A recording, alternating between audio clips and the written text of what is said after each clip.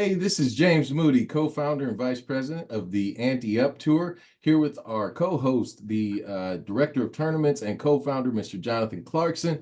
Jonathan, how are you, sir? I'm good. Good. Glad to be back doing this again. Let's go. Absolutely, absolutely. So we are back on our interviews for the 2024 season. Today we have a long-standing member. We've got Tony, the Little Crusher, the Little Weight, the Little Crispy Crowder on the What's camera up? What's today. up? Tony, how you doing, sir? Good, good. What's up, fellas? Good to meet you, or good to be in the room with you talking. Absolutely, absolutely. Thank you for joining us. So again, we're back on our interviews. This is an interview before our last major, our actual tour championship for the AnteUp Cup standings. We've got a big purse that's getting passed out. We've got a giant trophy that's getting passed out. Top 12 guys get to compete. Top 10 get paid. Then we've got the rest of our guys coming. They're going to do a second pot. That'll be a buy-in pot. So it's going to be a lot of fun. We're going to Lake Panorama. So Yes, sir. at Lake Panorama National in Panora, Iowa. That's this weekend, Tony. Tell us your thoughts, sir. How you doing this year? Yes, sir. Good, man. Good. Feel like I've had a pretty solid year so far.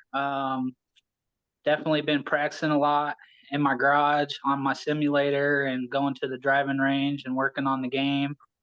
Haven't won a tournament this year, which I think might be a first since I started about, I don't know, 12 years ago or so now, but came close. Unfortunately, came up a stroke short out at Jester this year, but yeah, feel like the game's definitely coming along, and I've dropped my handicap down to about a 14, 15, I think. So game's coming along, that's for sure. Good, good. Sounds good, man. Sounds good. So you're one of the oldest, not the oldest, but one of the longstanding members on tour. Been on tour for a long time with all of us. You're an OG.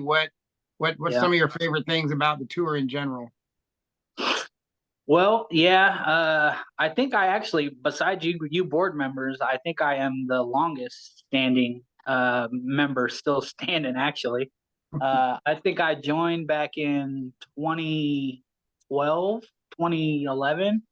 So it's been about 12 or 13 years I've been on the league now. And I mean, when I first started, there was you board members, AD, me, and maybe three, four, five extra guy. I mean, we probably only had 9 or 10 guys total back when I started. Shout out to AD. Oh yeah, 100%. Peace. Don't call me if it's raining. Rest in peace. But yeah, man, I've had a good time on tour with you guys, and it's been nice to meet a bunch of new people and a bunch of new faces, and met a lot of good friends and had some good times, and yeah, it's been great. Absolutely. Absolutely. So you said you don't have any wins this year. What wins do you have on tour? Oh, I've got a few. I've got 3 majors. The only major that I haven't won is Honey Creek, which is my career Grand Slam that I've been trying to get. Absolutely. That Absolutely. Masters and Green Jacket. That's the one tournament I really wanted to win, and haven't quite been able. I've placed second a few times, and I've came close, but Yep. I've won at Jester. I've won at Copper Creek. I won at Waveland. Won at Deer Run. I won at Boss Landing. I won at Beaver Creek. I mean, I've won quite a few of the tournaments that we play, but I don't really care about the normal tournaments, to be honest. Just like regular golf, I'm all about them majors, and I'm trying to get me another one, man. I think the last one I got was in 2019 or 2020. So it's been a couple years now, and looking forward to trying to get a couple more of those. So this man's got some wins. When you hear him out there on the course and he's rah, rah, and he's saying all that stuff, he's put the time, he's put the work in out there. He's got it under his belt. So Yeah, I mean, yeah, if anybody knows congratulations, me, sir. Congratulations. you know, I'm one out there. I'm definitely loud. I'm definitely vocal, but it's all love. It's all fun and games. Like, no, hopefully nobody takes me too seriously because most of the time I'm just giving people shit. No, no, Lil Crusher, we wouldn't have it any other way. Yep. So with all them wins you got in the past, what's your favorite one? What's your most memorable win that you have right now? I would. Hey, darn dogs. I would say probably Beaver Creek, the Well, major I won come at back Beaver with a Creek. dub. He got a big ass dog over there. You better quit swiping that Yeah, they like to bark at people walking by. My bad. Go ahead, bro. Yeah, you're good. But yeah, I love Beaver Creek. Beaver Creek's probably my second favorite course besides Honey Creek. I love that South course. It's very challenging, and there's some fun holes, couple island greens, and yeah. So that year I won it. I think we had a pretty good turnout, and I ended up shooting, if I remember right, it was like 3 or 4 under. I mean, nothing crazy, but that was probably one of my most memorable moments, and probably the closest I've ever came to eagling, holing out on a par 4. I think it was 17 or 18. Second shot, I freaking dropped it like 6 inches away from the hole, man. It was so close to going in, but of course it stopped on me. So, but yeah, Beaver Creek, definitely. Absolutely. That's a great course to pick. We've actually been going there for well over 10 years. They've always been very gracious hosts. So yeah, definitely. Sure. So if that's your favorite course, I'm going to talk about a little bit more challenging course, and we're going back up there. You were there this season when we went to Vinker. Tell me about Vinker. How did your round go? Yeah. Well, I mean, not, I don't know, horrible per se. I think I got tied for 8th. So, I mean, out of the 30 people that were up there, I mean, I don't think I shot real bad, but definitely there's some very challenging and interesting holes at that course. A lot of layup holes. Can't really hit driver a lot out there. You got to place the ball, keep it in the short grass as much as possible, and just try to. I mean, bogey's a good score in my book on that course. I mean, if you can play bogey golf, you're doing okay. That's right. Absolutely. So, Tour Championship this weekend. I know you're heading up there for that. What are your goals for that? Just for the championship? Yeah, that's one tournament I also have never won is the Tour Championship yet. I've came second, I think twice now. Corey put a whooping on me one year out at TCI. I got second place, but he blew me out by like 7, 8 strokes. So I definitely would like to try to win it, if not, top 3, 4. I really like the course. We played it a few years ago when we did the original and first ever Pinnacle Cup.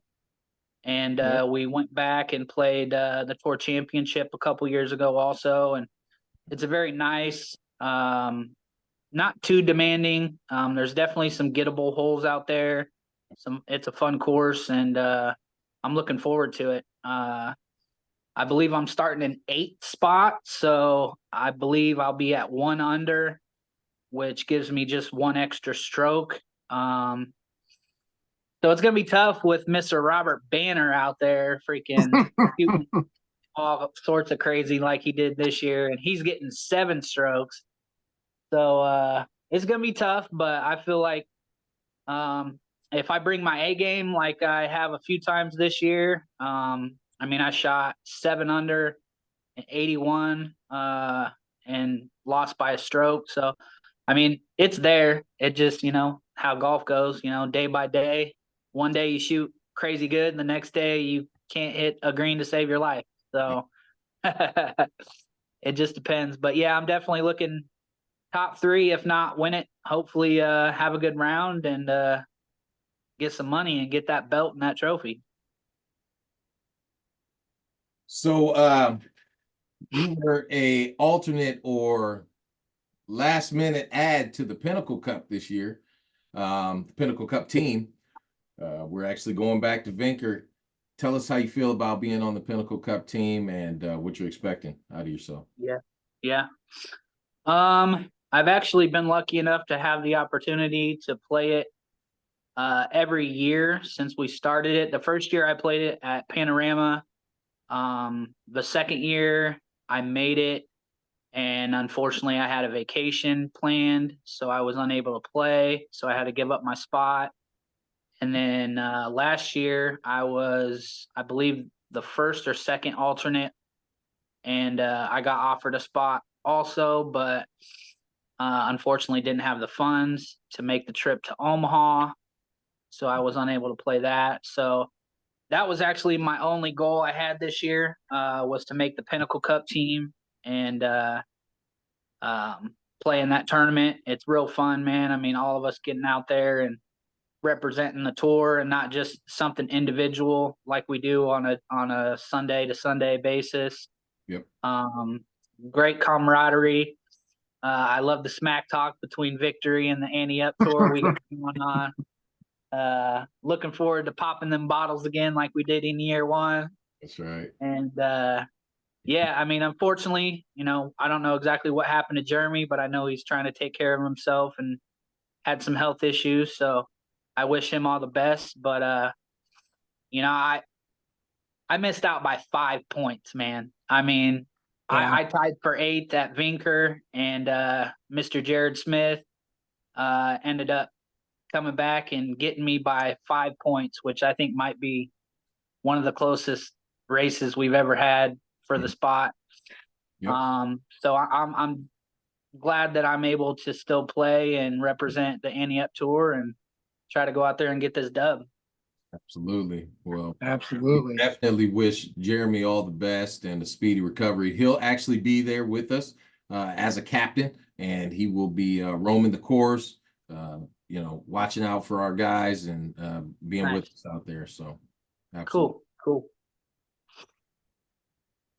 So we've gone through everything. Penny, championship, favorites. What direction, say a year, 2 years, 5 years, where would you like to see the tour?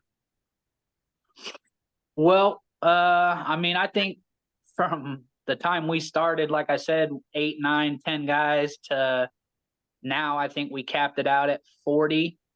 There's a lot of new faces, a lot of new people, which is great. It's definitely much harder to win tournaments now, that's for sure, with all the competition we got going on out there. I do enjoy the handicap system that we play on. I mean, I do think it makes it fair for everybody per se. It's tough when you're either, you're getting a few strokes here and there on some of the guys, but then you got to give up a bunch of strokes here and there to other guys. And, I mean, anybody can have a good day of golf. And like I said, I mean, shoot, I shot 7 under at Jester this year, and Mr. Lee Thomas ended up beating me by 1. He's a little higher handicap, but he shot 8 under and had a good round, and all props to him. I mean, that's part of the game. So I definitely think we're going in the right direction. I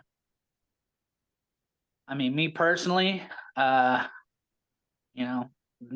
being a board member, I try to voice my opinion as much as possible and let you guys kind of know how I feel on certain things. And you guys are pretty good at taking everybody's opinion and kind of, doing this or that throughout the off season and coming up with good ways to change things for, the good or the bad, depending on what it might be throughout the year. So Yep. I'm definitely excited and very appreciative to you guys and everybody on tour, and it's fun, man. It's a good time out there. We appreciate you saying so, man. Thank you very much. Very much. Kind of. Very much. Yep. And we enjoy it. We love it. And we wouldn't have it any other way. Yep. Definitely. Well, anything else from you, JC? Other than if Tony has a certain member he wants to talk about, maybe that he likes to ride with, or somebody he has a personal rivalry with, I guess we could say. Little rivalry right there Right. inside the tour. Right. Yeah. Well, I'd say I don't know about a rivalry, but it's always nice when I beat Trevor Ashby. Anytime I beat him, it's a good day in my book. He's a good golfer, man, and we have a lot of fun on the course. And one of my best friends since I think 5th grade, Vince Wheeler's on the tour now. He's been on the tour for about 4 years, and it's always fun golfing with him and pretty much anybody really. But as far as smack talk goes, I think me and my buddy Sean Bemis probably go back and forth the most out of anybody. He thinks he's God's given talent, and he comes out and plays 3 or 4 rounds and then hangs up the clubs and then decides to come back and thinks he can just play second anytime he wants. And were those custom golf shoes? Who comes out there in custom? What does he have on there? Right? Yeah. Shoot. That dude's probably got 30 pairs of freaking different shoes in his closet. Jesus. Thinks that he plays good when he dresses nice, but plays 4 times a year. Yeah, exactly. Yeah. He talks all that smack about coming out and wanting to whoop us down and this and that, and then shows up for half the tournaments and then he disappears. I didn't even recognize him when I saw him last time. It's been so long, man. Right.